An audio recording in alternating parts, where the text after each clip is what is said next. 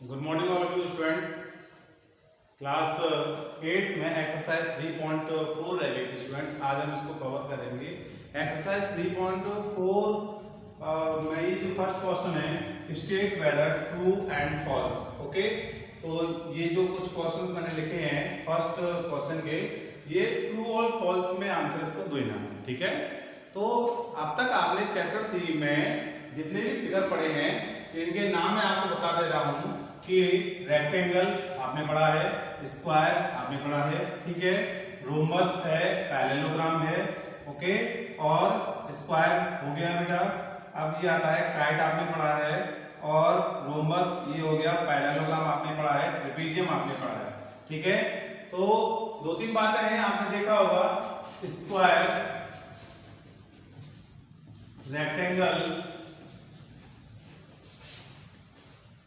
और स्क्वायर हुआ, rectangle, parallelogram,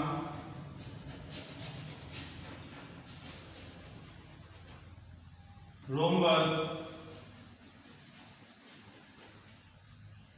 trapezium and kite.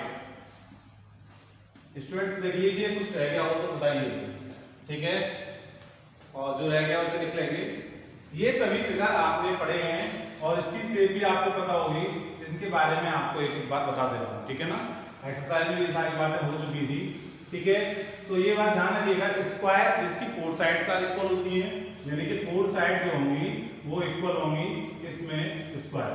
Okay, rectangle क्या है, अपोजिट साइड्स इक्वल होती हैं, ये साइड इसके इक्वल होगी, ये साइड इसके इक्वल होगी। ओके स्टूडेंट्स, पैरेललोग्राम में क्या होता है कि पैरेललोग्राम में क्या होता है बेटा, 2 साइड्स अपोजिट साइड्स पैरेलल होती हैं, ये साइड इस साइड का पैरेलल होगा और ये साइड इस साइड का पैरेलल होगा। ओके स्टूडेंट्स, और रोम्बस में क्या होता है बेटा, रोम्बस इस तरीके से बनता है। रोम्बस में एक कंडीशन, इसकी 4 साइड्स इक्वल होती हैं, 4 साइड्स क्या होंगी, इक्वल, और इसका जो डायगोनल होता है, डायगोनल ये सेम होता है, ठीक है ना। ये इंटरसेक्ट करेगा तो एक डायगोनल इंटरसेक्ट करेगा, वो 90 डिग्री पर इंटरसेक्ट करेगा ऑलवेज, ये बात ध्यान रखिएगा, ठीक है। ये बात हुई रोम्बस की। अब ट्रेपेजियम, ट्रेपेजियम को आप सभी जानते हैं, ट्रेपेजियम क्या होता है बेटा कि इसकी 2 साइड पैरेलल होती हैं, ठीक है। सपोज करिए ये भी ट्रेपेजियम इस तरह से बन जाता है, ठीक है। और काइट, काइट में ये साइड्स इक्वल होती हैं बेटा, और ये साइड क्या होती हैं, ये भी इक्वल होती हैं, तो ये क्या हो जाती है, काइट। काइट की शेप में होती है, आपको पता होगा, देखिए। ओके स्टूडेंट, ये काइट की शेप में है। यस स्टूडेंट्स, आपने एक बार इसका रिवीजन कर लिया, ठीक है। अब आते हैं क्वेश्चंस पर, ध्यान से पढ़िए। ये सभी आपके जो फिगर हैं वो एक्सरसाइज में आए हैं, चैप्टर 3 में आए हैं, ठीक है। तो पहला जो ए है, ऑल रेक्टेंगल्स आर स्क्वायर। तो बेटा ध्यान रखिए कि जितने भी स्क्वायर हैं क्या रेक्टेंगल हो सकते हैं, नो। अगर हम कहेंगे बेटा कि इसकी तो 4 साइड इक्वल होती हैं, इसकी अपोजिट साइड्स इक्वल होती हैं, तो हम ये जरूर कह सकते हैं कि ऑल स्क्वायर्स आर रेक्टेंगल। तो यस हो जाता बेटा, तो ये हो जाएगा नो। ये नो की जगह क्या आएगा बेटा, फॉल्स। ओके स्टूडेंट, जस्ट बिल्कुल अपोजिट है, all rectangles are not square. Okay, इसीलिए क्या होगा बेटा, फॉल्स होगा। बी है, ऑल रोम्बस आर पैरेललोग्राम। देखिए रोम्बस कहां है, रोम्बस ये है, और रोम्बस को अगर मैं इस फिगर को इस तरीके से कर देता हूं, ठीक है, इस तरीके से कर देता हूं बेटा। ओके, तो क्या है, इसकी भी 4 साइड्स आर इक्वल होती हैं, इसकी 4 साइड आर इक्वल होती हैं, तो बेटा ये कहां पर जाएगा, ऑल रोम्बस आर पैरेललोग्राम, तो ये हमारा जाएगा बेटा ट्रू। ओके स्टूडेंट्स, क्लियर हो रहा है या नहीं। थर्ड पर आते हैं, all squares are rhombus and also rectangle. तो एक बात तो मैंने फर्स्ट में आपको क्लियर कर दिया था कि ऑल स्क्वायर्स आर रेक्टेंगल हो सकते हैं, but all rectangles are square नहीं हो सकते हैं, ठीक है। तो थर्ड में क्या ये चीज आ गई, ऑल स्क्वायर्स आर रेक्टेंगल, ये तो प्रूफ हो गया। अब हमें क्या प्रूफ करना है बेटा, रोम्बस प्रूफ करना है। तो रोम्बस के लिए ऑल स्क्वायर रोम्बस हो, मैंने अभी आपको बताया जिसकी 4 साइड आर इक्वल होती हैं वो, और रोम्बस की क्या है, रोम्बस ये रहा बेटा, रोम्बस में भी 4 साइड इक्वल है और इसमें भी 4 साइड इक्वल है, और इसका अगर हम इसका डायगोनल निकालेंगे बेटा तो ये तो ये होगा, ठीक है। क्लियर हो रहा है? तो इसीलिए ये भी हमारा कहां जाएगा बेटा? ट्रू। ओके स्टूडेंट, अब आते हैं डी पर। All squares are not parallelogram. अब बेटा ये तो गड़बड़ हो रही है। कैसे? देखिए, all squares are not a parallelogram, यानी कि पैरेललोग्राम क्या है बेटा? Four sides are equal.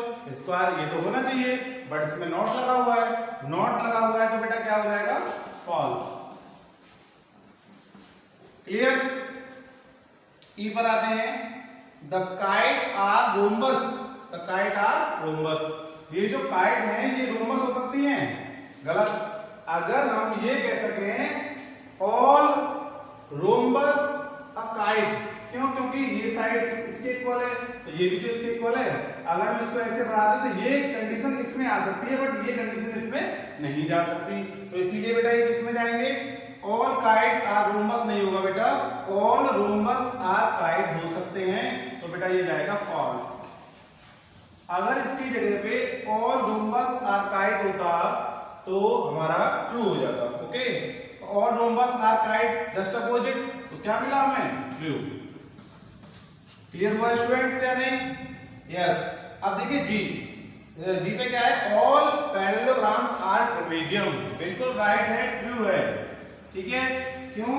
क्योंकि पैरेललोग्राम ट्रेपेजियम हो सकते हैं क्योंकि इसकी two sides opposite side parallel है या नहीं है, तो ये तो पैरेलल रहेगा, ट्रू रहेगा। All squares are trapezium. Square में भी अपोजिट साइड्स क्या होती है बेटा? पैरेलल होती है, इसीलिए ये भी किस में जाएगा बेटा? ट्रू में जाएगा। एक कंडीशन सेटिस्फाइड हो जाएगी, आगे चल रहे हैं। क्लियर आया समझ में बेटा? ओके। यस स्टूडेंट्स, अब क्वेश्चन नंबर 2 देखेंगे। Identify all the quadrilaterals that have. Okay, A point है इसका four sides of equal length, यानी कि जो फोर साइड्स हैं वो इक्वल होनी चाहिए। ठीक है, तो किस फिगर की तरफ शो कर रहा है ये? देखिए, आपने एक बात देखा है, स्क्वायर। अब स्क्वायर के साथ साथ और क्या हो सकता है जिसकी फोर साइड्स आर इक्वल हो? तो मैंने आपको एक रोम्बस और बताया था। सेकंड क्या बताया था? रोम्बस। रोम्बस में भी क्या कंडीशन होती है? फोर साइड्स आर इक्वल होती है, इसीलिए फर्स्ट के लिए हमारे ये जो दो आंसर होंगे ये कंप्लीटली फुलफिल करेंगे। ओके, अब बी पर आते हैं। फोर राइट एंगल्स, यानी कि फोर राइट एंगल्स किस में आते हैं बेटा? नंबर 1 हमारा स्क्वायर तो हो गया। स्क्वायर में फोर एंगल क्या होते हैं? सपोज ये स्क्वायर है, इसके फोर एंगल क्या होंगे? 90 डिग्री के, यानी कि राइट एंगल होंगे। क्या होंगे बेटा? Right angle. इसी तरीके से क्या है, रेक्टेंगल ही हो सकता है। रेक्टेंगल में भी फोर एंगल जो होते हैं वो राइट एंगल होते हैं, तो सेकंड हमारी कंडीशन बनेगी बेटा रेक्टेंगल। क्लियर हो रहा है स्टूडेंट्स की नहीं? रेक्टेंगल भी हमारा होगा। इस तरीके से क्वेश्चन नंबर 2 कंप्लीट हुआ।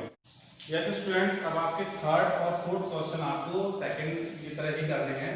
तो फिफ्थ क्वेश्चन पे आते हैं। फिफ्थ क्वेश्चन है explain why a rectangle is a convex quadrilateral. Okay, तो इसका सॉल्यूशन रहेगा बेटा, इसमें आपको एक्सप्लेन करना है कि अ रेक्टेंगल एक्सप्लेन जो करना है rectangle is a convex quadrilateral है या नहीं है। ठीक है, तो rectangle is a convex quadrilateral since its vertex are raised and both its diagonal lie in the interior। Suppose करिए ये जो आपका रेक्टेंगल है, रेक्टेंगल में इसने क्या बोला है बेटा?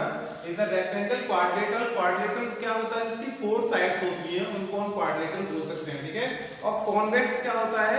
एक क्लोज कर्व होता है। ठीक है ना, और कॉन्सेप्ट क्या होता है? इनक्लोज कर्व होता है। ठीक है, तो ध्यान रखिएगा ये क्लोज कर्व भी है और इसीलिए इसको क्वाड्रिलेटरल और इसको कॉन्वेक्स क्वाड्रिलेटरल बोल सकते हैं। ठीक है, सिंस इट्स वर्टेक्स, इसकी जो वर्टेक्स हैं, किनारे हैं, are raised and both its diagonal lie और इट्स इंटीरियर, यानी कि इसके जो डायगोनल हैं इनकी वर्टेक्स को टच कर रहे हैं बेटा, और ये इंटीरियर कंडीशन में है, इसका डायगोनल कभी भी एक्सटीरियर नहीं जा सकता है, इसीलिए इसका ये आंसर फुलफिल होगा। Okay students? यस स्टूडेंट्स, अब आपके सामने question number 6। ABC is a right angle triangle. Okay, ABC is a right angle triangle and O is the midpoint बेटा सिंगल पॉइंट है, ध्यान रखिएगा, midpoint of the side opposite to the right angle. Explain why O is equidistant from A, B and C. D नहीं है बेटा, यहाँ C है. Okay, तो देखिए हमारे पास गिवन में एक राइट एंगल ट्रायंगल है जो कि ABC गिवन है. इसको आपको क्या बनाना है बेटा, ABCD एक रेक्टेंगल शो करना है. ठीक है, the dotted line are drawn additionally to help you. Okay, तो देखिए जो डॉट पॉइंट मैंने आपको बताया है और जो मीड पॉइंट करेगा वो O पर करेगा, तो यहाँ O ले लीजिए बेटा. तो इसका सॉल्यूशन होगा, लिख सकते हैं इस तरीके से, since two right angle make a rectangle where O is equidistance point A, B, C and D. Equidistance A, OA, OB, OC and OD. तो क्या बनेगा बेटा, A, B, C and D because O is the midpoint of two diagonals of a rectangle. Okay, rectangle का जो ये diagonal होगा AC and BD, वो mid point कहां पर होगा, इंटरसेक्ट करेगा किस पर, O पर करेगा. तो लिख सकते हैं since AC and BD are equal diagonal and intersect at mid point, so O is the equidistance from A, B, C and D. Okay students, ये इसका थ्योरेटिकल आंसर होगा. लिख सकते हैं इस तरह से चैप्टर 3 हमारा कंप्लीट हुआ. एक्सरसाइज 3.4 जो एक्सरसाइज थी इस चैप्टर की लास्ट एक्सरसाइज थी. ओके स्टूडेंट्स, नेक्स्ट वीडियो में चैप्टर 4 स्टार्ट करेंगे.